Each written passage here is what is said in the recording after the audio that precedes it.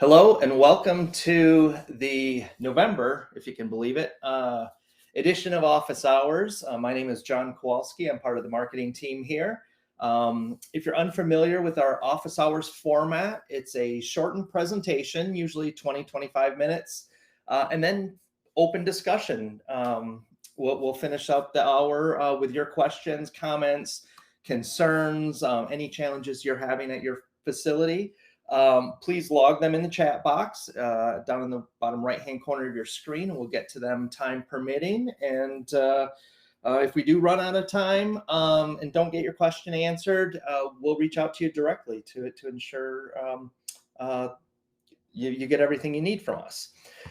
So today's presentation is Transmission, Haze, and Clarity for Coatings Applications, Plastics, and Glass. Our presenter today is Mr. Noah Morgan. He's our applications specialist here at BYK-Gardner. We are also recording this, so immediately following, you'll be sent a link to this recording. Feel free to take a look at it. Later down the road, share it with colleagues, whatever you like. So with that, let me turn things over to Noah. How are you, sir? I'm good. How are you doing today? Excellent. Rearing to go. Let's talk transmission, haze, and clarity. All righty. So, as you spoke before, we are talking about the transmission, haze, and clarity for coatings applications, plastics, and glass. So, first of all, why do we want to measure this? So basically, a lot of different products, this matters. So, for example, sunglasses, we need to be able to see clearly out of sunglasses, but also block away some light. Regular glasses, we need to see clearly out of those. Device screens, solar panel coatings, plastic wrap, even at grocery stores, if you're buying tomatoes come in usually a plastic container, and we need to be able to see through that container clearly so that we can find if we're purchasing good tomatoes and not rotten tomatoes. So it's important in a bunch of different aspects and a bunch of different applications to be able to measure transmission, haze, and clarity. So how do we measure it? So different from most of our other instruments, which measure basically from a light source that gets reflected off of a material or a surface. So haze is measured, or transmission and haze is measured with light passing through a material. So we want to measure it exactly how we would perceive it. So in that case, we have an observer, we have a sample, and we have an object. So we're going to look at how is that object changed as we look through the sample. So if we had a homogeneous material with a smooth surface, meaning the entire sample is the same and there's nothing in it that can scatter, we're just going to have two different reactions on that light, and that's reflection and absorption.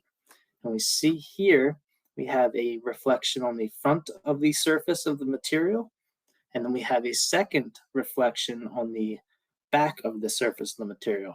And if this is a smooth surface, then we don't have any scattering after when it hits these surfaces. We just have that reflection. And there's also some absorption that gets taken into account. And then we see our sample or our object on the other side. So light passes through the sample, and then we see our object on the other side. And in this case, because we just have that reflection and no scattering, we see a very clearly defined object. We can see the outlines perfectly, and we can see the letters perfectly. Now, if we have scatterers or rough surfaces, this then changes the image of that object on the other side. So when we look through this material now, we have a couple different things going on. We have different particles and different particle sizes that may not have been dispersed properly, or air bubbles, or crystallizations. And then we also have this rough surface that then scatters, both narrow angle scattering and both wide angle scattering, and it scatters that light. So then when we see the object on the other side, now we see that it's kind of milky, a little bit hazy. It's not as clear, not as easily defined as it was before with that smooth, homogeneous sample. And so this is how we can tell that something else is going on here. This is how we measure. So this is an example of the distribution of scattered light and how particle size affects that. And so we see here that as the particle size is smaller, so on this top example, we have a small particle size, we see that light is evenly or mostly evenly distributed or scattered across all angles. So it's scattered in all directions.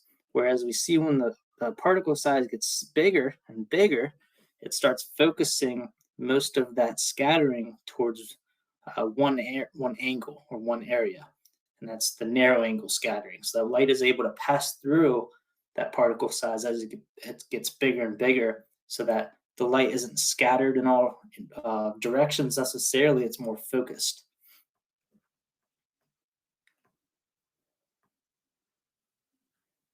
So we have two types of scattering that we look for when taking these measurements.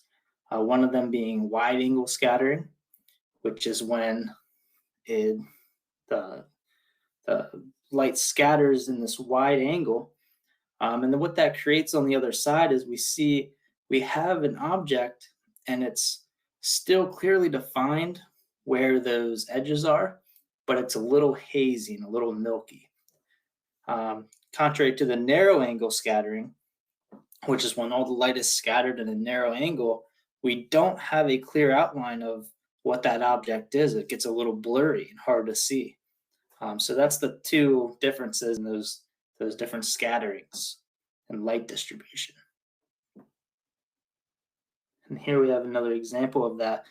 So we can see on this haze, which is the narrow angle scattering, we still see a good outline of what that object is, but it's just a little milky, a little hazy. Whereas when we look at the clarity side, we see that it's almost hard to tell where those edges are and what's hard to make out. And especially, it's important to know that clarity is dependent on the distance to the object. So we see here this first object here. It's clear, but it's not very clear where you can easily define it. And as we get further and further away, we see it's almost impossible to define what that object is. So that's how clarity and haze are different from each other. They often get confused to be the same, but in reality, they're slightly different in how they work. And these scattering effects is what controls that. So this is a nice little chart that kind of goes through how total transmittance is made up. So we start with total transmittance, which is the total light that's passed through the material. And that's divided into two categories. We have direct transmittance, which is the light that goes straight through the material without any deviation. And then we have diffuse transmittance, which is that light that's scattered. And so that light that's scattered in diffuse transmittance can then be broken into two other categories, which we spoke about before, which is the wide angle scattering, or the haze, and the narrow angle scattering, which is clarity.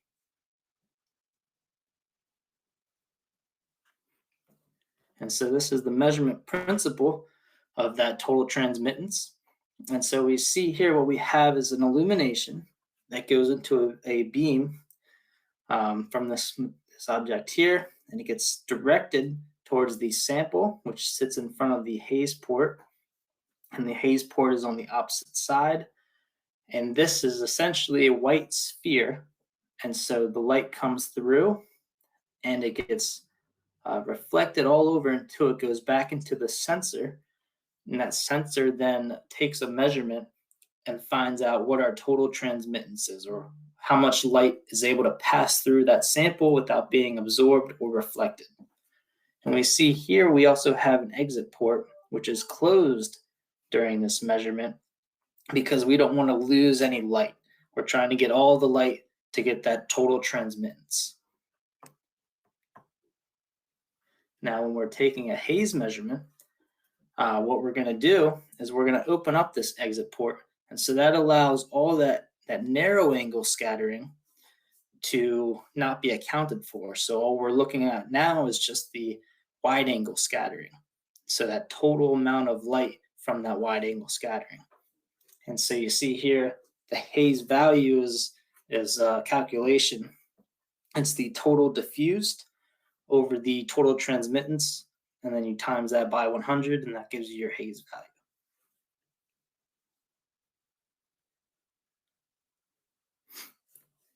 Now, for clarity measurement, it's a little different than the Haze and transmittance.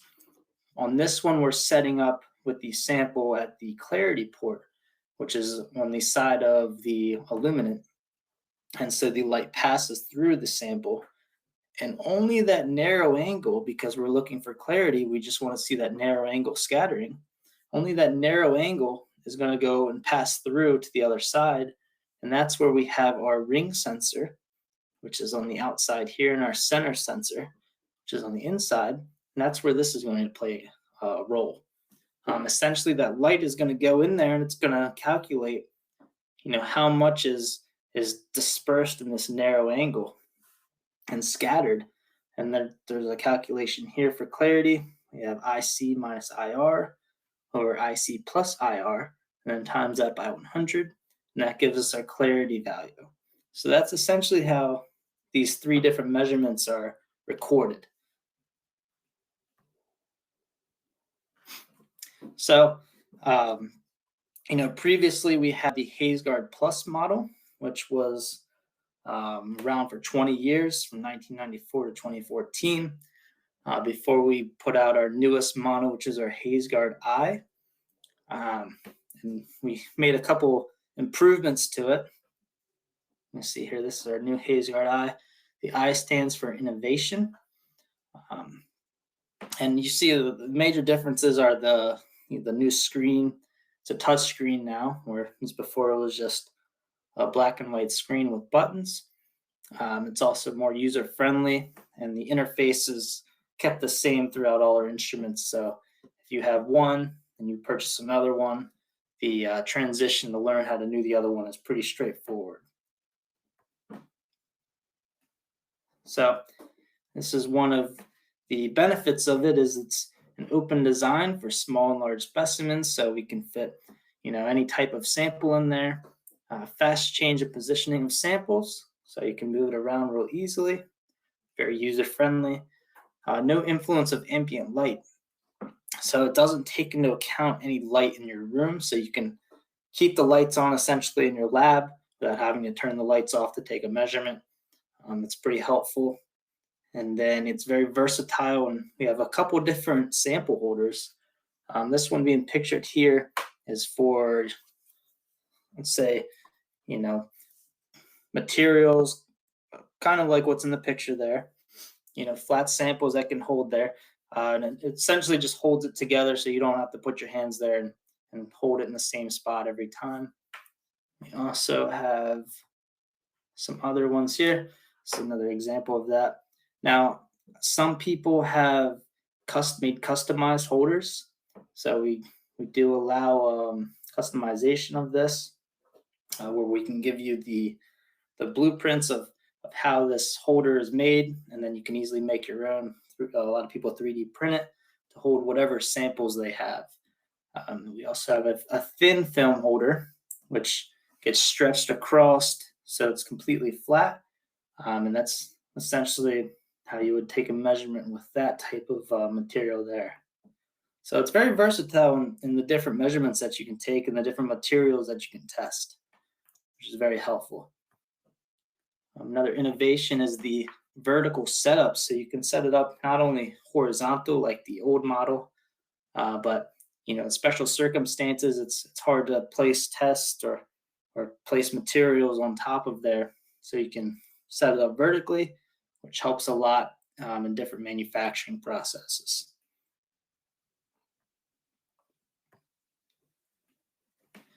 So the HazeGuard Eye is reliable and precise. So one of the upgrades we did was the high performance LED. So before it was a different light source that you had to replace after a certain amount of time. This one is long-term stable. And also it runs its own self-diagnosis, so it can tell you if something's going wrong internally and give you a warning before it's too late. No, you don't have to replace the lamp anymore. The lamp lasts for a long time. It's a 10-year warranty on the LEDs itself, and uses a reference beam for controlling the output of the LED. So make sure that that energy coming from that LED is always the same. There's never a time where, if you have too much power going through it or a power surge, it's going to put too much light energy out and mess up your readings and your tests. And it's highly repeatable, and there's excellent inter-instrument agreement as well. So we have a global specification. So these illuminants that the instrument uses are according to ASTM D1003 for illuminants C and A, which are non-compensated. And then it has the ISO 13468 illuminant D65. So there's a couple different illuminants, and you can pick all illuminants at once, and it'll calculate for those measurements and those wavelengths. Or you can pick only one at a time and get each value. So it's very versatile in whatever type of testing you're trying to do.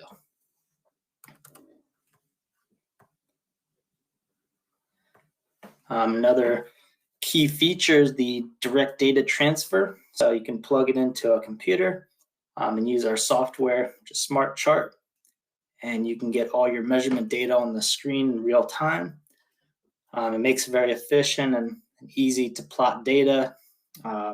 Also makes reporting very easy because it's a report feature directly on the software. So it's very helpful. You can see all your data come in real time, which is very nice in certain circumstances.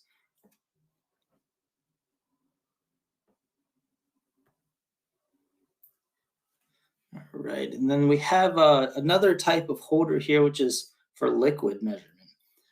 Essentially, you place a cuvette, and there's a couple different types of cuvettes that you can fit on this holder here, 2.5, 5, and 10 millimeter path lengths. So you can test out different liquids, and you can have a quality control set up here for different liquids with the HazeGuard regarding the transmission in haze and clarity. And then another option here is the Tabor abrasion test. So a lot of people like to test out how well their material is and resistant to the abrasion testing. And so essentially you would take your sample, run the abrasion test on it, and then put it up to the HazeGuard and take those measurements. And that's going to give you your values. And we have an example of that here where we have cycles versus the haze percentage. And so we say type A started at 0. And then as it went up in cycles, so around 100 cycles, we start to see 25% haze. Whereas type B, as it went up to 100 cycles, it was only at, say, 13% haze. So this is one of the examples of someone using that Tabor abrasion tester in conjunction with the HazeGuard in order to get data that they can use as either a selling point or a spec.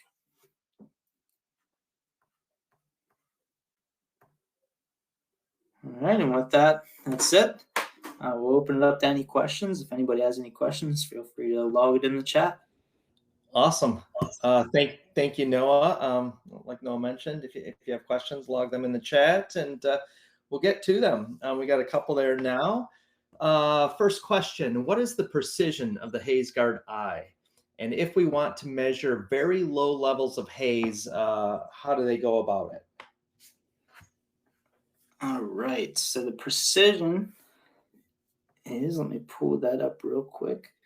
So the repeatability is plus or minus 0.1 units. So plus or minus 0.1. Nice. and how you would go about measuring low haze. Essentially, the instrument is designed to measure these samples, so you can go, just place your sample on there and take a measurement, and it will measure your haze, your transmission, and even the clarity if you want to get that data as well. So it'll measure from very low levels of haze to extremely high levels. Yeah. Right. Yep. Perfect. Perfect. I hope that helps you out, Larry. Another one here. How could you perform Tabor abrasion on films? I'm not sure if there's a method out there that does it for films, but I know for different materials that are more harder. For example, like a say polycarbonate panel, you could do that testing on there and then place it in this special holder, Okay. and then it passes the light through there, and it'll give you your values based off of how the abrasion was. Okay. So offhand, you don't know of any abrasion type based on films. It has to be Yeah, thicker. based off very thin films. Okay. Well, let's do some research on that. We'll get back with you, Carlos, on that to see if there's a proper way to do that, if it's possible. If not, too, if we don't find anything, we can always reach out to you, or feel free to reach out to us. Send us some samples. Noah and his team can do some testing, and we do that all the time for folks. So yeah, we'll get in touch. That might be a way to test it out.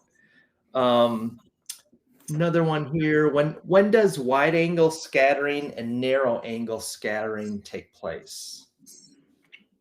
Yeah, great question. So we go back to some slides here. So the wide angle scattering is a combination of a couple different things going on. So not only the particles inside that are scattering in different directions, but also depends on that surface roughness.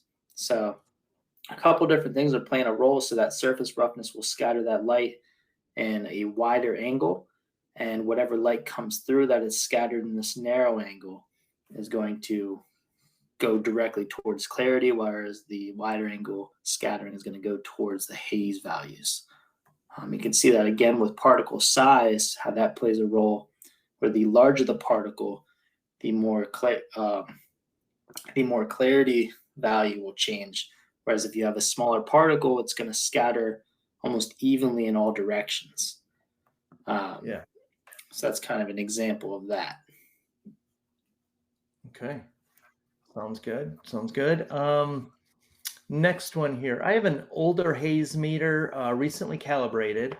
However, I've noticed the incandescent bulb seems to be losing its brightness. Is this one of the checkpoints during calibration?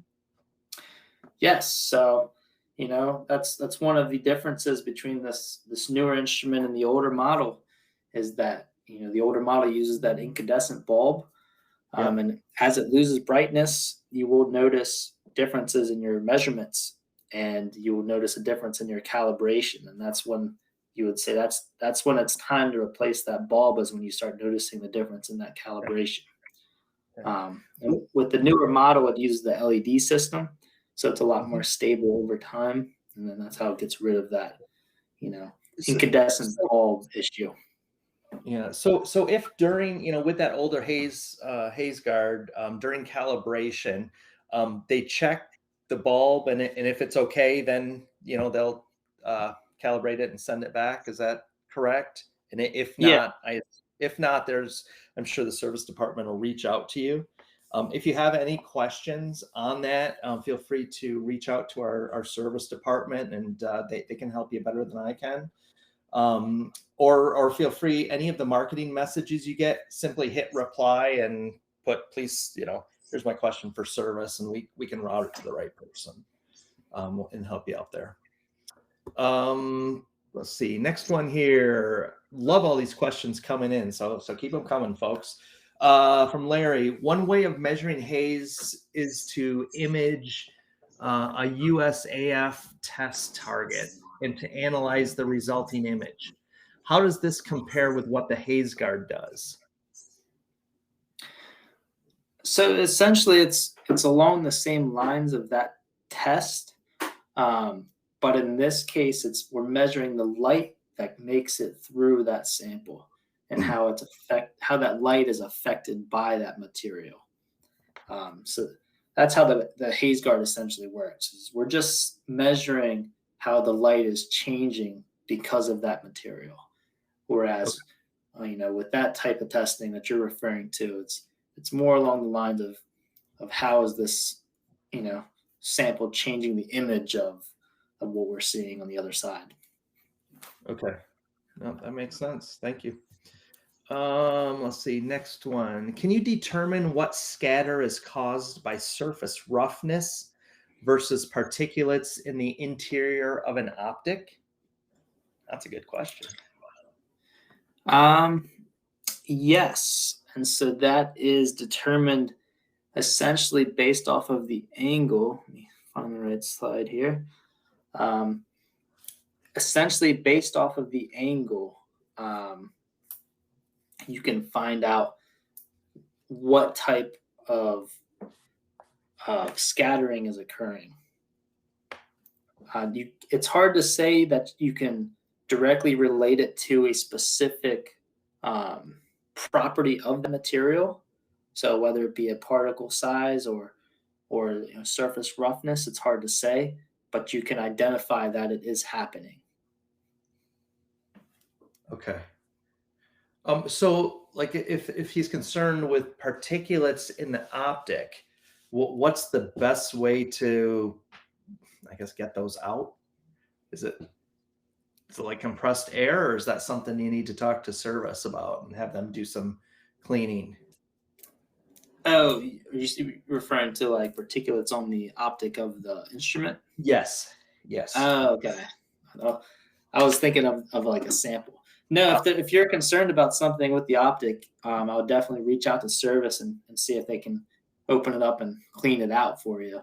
That way you don't have any interference with that. Okay, my bad. Tell me what, Larry. Hold on. He says he meant optic under test, not something in the instrument. Okay. Hey, Larry. I just unlocked your microphone. If you want to unmute yourself and elaborate further, so I don't confuse things anymore. There should be a microphone or a little red circle in the upper right-hand corner. If you just click on that, that'll unmute yourself. Give him a minute there, but you there, Larry? Oh, he unmuted for a second. Now you're unmuted. Yes, can you hear me? Yes, welcome. Yeah, thanks. Thank you. Yes, I thought it was interesting that you noted that scattering can come both from surface roughness and from particulates in the sample. And if it's surface roughness, then maybe you can polish the surface or something. But if there's a way to determine where the scattering is coming from, it would help you decide what you need to do to fix it. Yes. So sometimes you can look at that transmission value and find, if it's coming, if you're getting a lot of transmission through that sample, you can be able to figure out from there whether it's coming from that haze or from that clarity portion. So that clarity portion is going to look more towards that narrow angle scattering. So what you're going to see mainly from there is the particles. That's what's mainly going to have a reaction on that. And then that haze is going to be mostly coming from, I'd say, the surface roughness usually, with some of that small particle size within that measurement as well. So it's hard to determine exactly, but you can get an idea based off the measurements of what you're looking at. Okay, thanks. Okay, sure. Any other questions while we got you here? We got some time. Nope. Okay, awesome. Thank you, sir. All right. In in talking about that, Noah, what factors affect transmission haze and clarity? We just mentioned and talked a little bit about contaminants and the smoothness of the surface. Could it also, uh, could material, the thickness, and also, a presence of any additives, could those things also affect the haze and clarity? Yeah, absolutely. So, as we get thicker, this was a good slide to show for that. So we have that instant light coming in towards that sample, and it's going to reflect um, off of that first part, and then it's going to reflect again off that second part of that sample. So the thickness could, help play a role in that. Um, as it gets thicker, you will see a difference in how much light is, traveling through that sample without interference. So Yeah. that direct transmission. As you get thicker, you're also going to see more absorption within that sample as well. So you'll see that, your total transmission of that sample as you get thicker is going to drastically decrease. Now you'll also see if you have additives that, pigments. So if you have let's say like a blue film that's transparent, Hmm. those pigments are going to play a role by scattering that light, if they're not dispersed fully. And it's also going to diminish how much light it's going to make it through because of the pigments in there that are adding towards that scattering. So what's important is, if you're ever measuring for quality control, you want to have essentially targets. So say if you're measuring a blue film, you want to have a target set up that, all your samples should match what's being measured here. Yeah. Like say, standard almost, and then tolerances off of that. So that when you're measuring these other samples that are being made in different batches, they can be related to that master and see if they're, passing or failing essentially. Yeah. Well, and speaking of that, if, and this is, I guess, going into more of the analysis of the data, if you're seeing production pieces, maybe, the haze is a little bit higher than your standard. Is there I guess, a protocol, or that leads you down the path of, something needs refining or changing in the process? Is that right? Can you give us some tips there when analyzing the data? If it's off, if the haze is off one way, what do you need to do? If the clarity is off, is there a different thing, you need to do or look at in your process? Right. Yeah. So if you see an issue coming up where, your haze value is going up and up and up, Yeah. and you see it's a trend almost in your process, you can stop the process there and say, hey, what's going on here? And you go look at your samples and you see that, it might be getting a little rougher. They're not as smooth depending on what you're making, obviously. True. But you'll see that the surface is starting to get a little rougher, and you can say, whoa, hold on here. And then, go back to, wherever that process is and make adjustments. And then you'll see that, once that adjustment's made, then your samples will start matching the appropriate haze. Mm-hmm. So, Oh, sorry to interrupt. I was going to say, so if something's off, you kind of go back to your, three factors. Did the material thickness change? Did the surface smoothness change? Or were any additives or contaminants, have they gotten into the system somehow? right, exactly. Perfect. Nice. Very nice. So, other questions, folks, just log them in the chat here. We got some time left. Noah, in working with customers, do you find any similarities or things that people are doing wrong that they should always check to keep things consistent? I will say, I've had a couple situations in the past where One plant would have multiple of these instruments, Mhm. and within these different environments that the instruments were placed in, some were in clean labs, some were on the production floor, where the temperature isn't regulated and it was a little more humid depending on the weather outside. Um, and what you'll see is that they could measure all the same samples, but because of these differences in environment, where one environment's a little dirtier than the other, Yep. there's more dust flying through the air, the humidity is different. You'll see a difference in measurements, and then you'll get concerns where, why is there a difference here in these measurements? Measuring the same spot on the same sample with the same instruments, Yeah.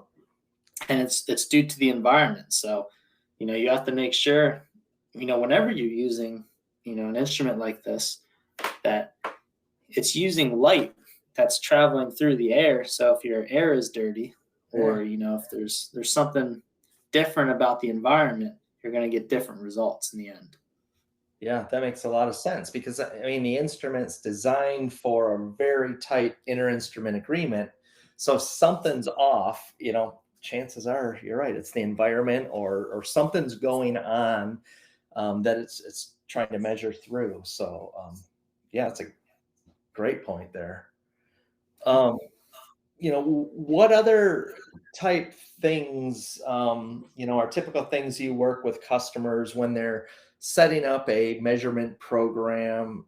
Is it first creating and verifying the standard and then, determining what tolerance, one way or the other is within the acceptable range? Can you kind of provide some guidance there?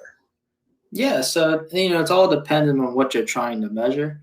So we'll use the example of optical glasses. So we're measuring the lens on a glass for glasses. Yeah. So what you would do first is you'd run some tests to figure out what you're trying to achieve, and then once you figure that out, say it's like a clarity of 100%. So you want 100% clarity, zero haze. And so you're going to set a tolerance in the system of, what that tolerance is. So 100% 100% clarity and zero haze. Now you're going to want to pick an illuminant. Usually I would say for optical lenses, I believe there's a standard out there for that. I don't know it off the top of my head, but you would refer to that standard for that specific testing, and that'll give you your illuminant to use. And then you just go into the instrument and you pick out that illuminant. So you know that you're going to use this illuminant with these tolerances, and then you'll take your sample and you'll put your sample, in the haze port, take a measurement, move it towards the clarity port, and take that measurement, and that'll give you all three values that you're looking for: your total transmission, your haze, and your clarity. And then you can look at that and analyze the data there. But that's essentially how you would start it up and begin taking tests. No, that makes sense. And then you mentioned, varying illuminants. Are the illuminants set? I guess I should say, are they standardized based on the application or the industry, Yeah, I would say or a little bit of both. company specific? It's a little bit of both, both industry and application. Okay. Different. If you're making car windows, there's a set guideline for what illuminant you're supposed to use for that. If you're making plastic film for food, there's a set standard that you're supposed to use for that. Yeah, that makes sense. And whoever you're selling it to or whoever it's going to, they're setting those standards. Okay.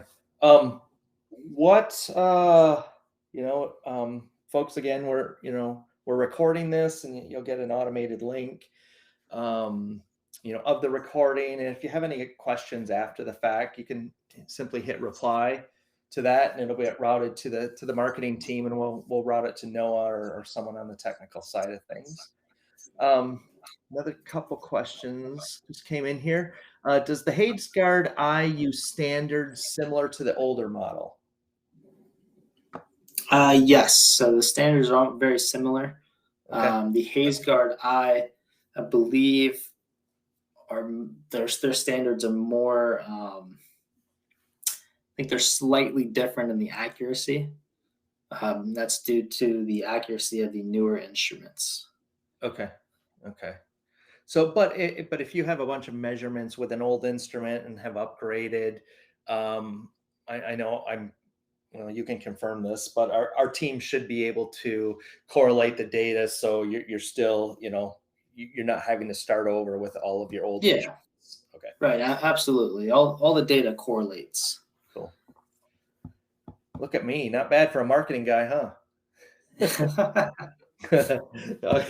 Another question here. When using the Tabor holder fixture, should the instrument be calibrated with or without the holder? Yes. So the instrument would be calibrated with the holder on. Okay. And how, if yes, which you answered, how would they use it with or without the holder? Or calibrate? So essentially, with the holder, all you would do is, you would just place the holder there without any sample, Okay. and it's just going to calibrate with that setup. Got And it. then once you add a sample and take a measurement, it'll already have that calibration set in the instrument. So all you would need to do is just measure the sample. Perfect. That makes sense. So if you're measuring things without the holder, would it be out of calibration or would that affect your numbers? It wouldn't say anything really. It would just, it might affect your numbers slightly. I wouldn't imagine too much, but it would definitely, if you're measuring with that holder Yeah. already in place, you'd like to have that calibration with that holder there too. That way, when you're taking the real measurements with your samples, there's no ifs. If this is making a difference or if that's making a difference. Yeah, that makes sense. Ethan, did that answer your question, sir? Well, he's kind of. Here, hold on. Let me unmute you or unlock you. Okay. Your microphone is unlocked. You can unmute yourself in the little upper right-hand corner. That little red circle with the microphone. If you click it, it'll flip green and then we can hear you. You can elaborate. See if he's able to do that. There he goes. Okay, how are you? Yeah, perfect. Welcome, Ethan. Thank you for joining us. I appreciate the opportunity. Yeah. So just to further elaborate on my original question, basically we use the Tabor holder and for a lot of the testing, but also we use just the instrument without the holder for other tests. So my question really is like, if it is calibrated with the holder, would it be possible to still use it with the holder and without the holder, or is it now out of calibration when you're using it without the holder? I would say it would be out of calibration without the holder. Really, if you're going to be using it interchangeably like that, I would just recommend to, just run a quick calibration when you have the holder there, when you're measuring those Tabor samples, and then when you go to measure something that doesn't require the Tabor holder, just recalibrate it quickly. It's fairly quick to recalibrate it. So just recalibrate it, then put that sample in front of it and measure with that without the holder there. Okay, so when you referring to recalibrating, you're just saying use the lenses that are supplied with the instrument to perform a recal function? Yep. Okay, with and or without the holder based on what you're using it for. Yeah. Exactly right. Yeah, Okay. You don't need to send it in a service to be recalibrated with the holder and all of that. You can just go and use the glass tiles that are provided with the instrument for that calibration. Sure. And just when you have that Tabor sample, run it with the holder first, and then measure your taper samples. And then when you switch it out to another sample, just recalibrate it without the holder. Okay, makes sense. Thank you very much. All righty. You bet. All right. Other comments, questions from anyone? And we're getting to the year end, so I'm sure if anyone needs an extra instrument, or I'm sure our sales team can go a little deeper. So if you got extra capital to spend, we can help you spend it. Gotta mention that in case there's any sales folks on. So what other things, Noah, do you run into, or some tips and tricks that you can So some tricky things that you could run into is, if you have a sample that has a curve to it. Yeah. Now this is important because if you ever have light passing through something that's curved, it's going to, by default, it's going to scatter that light due to that curve.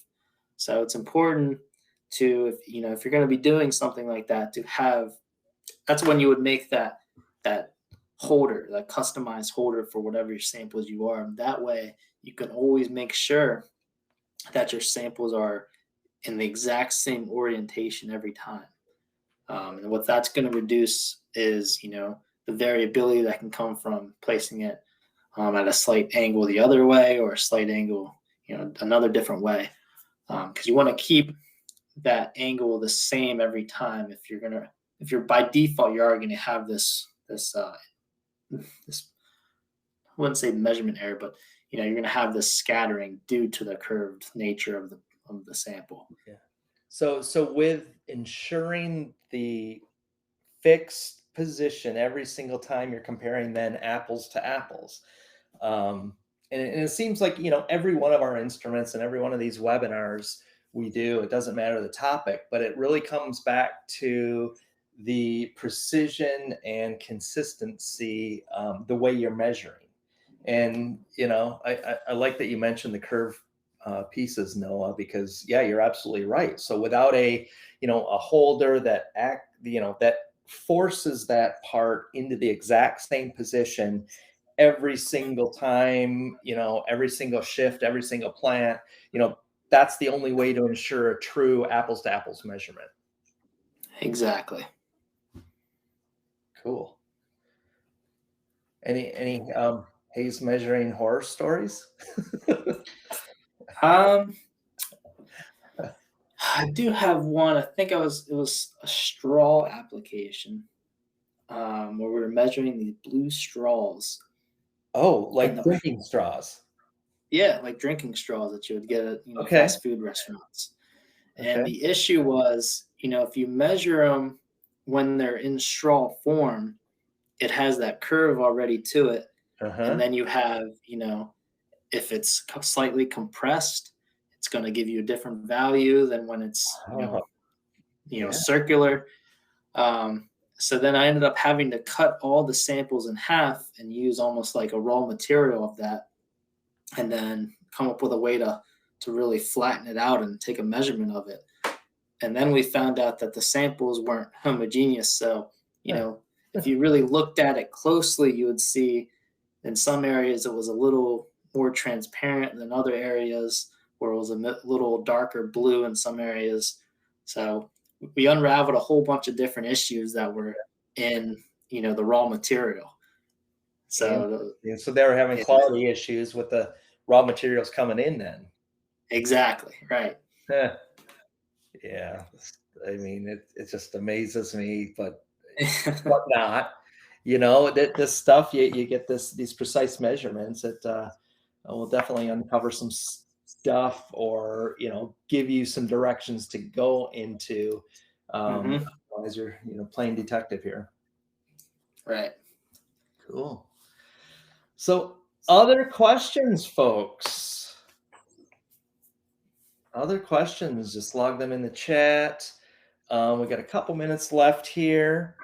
Like I said, we'll immediately following this, you'll get a link to the recording of this, and feel free to hit reply if you have any questions or think of anything after the fact. Noah's always around. We have a team around the country, around the world, to support you. So we're here to help wherever we can.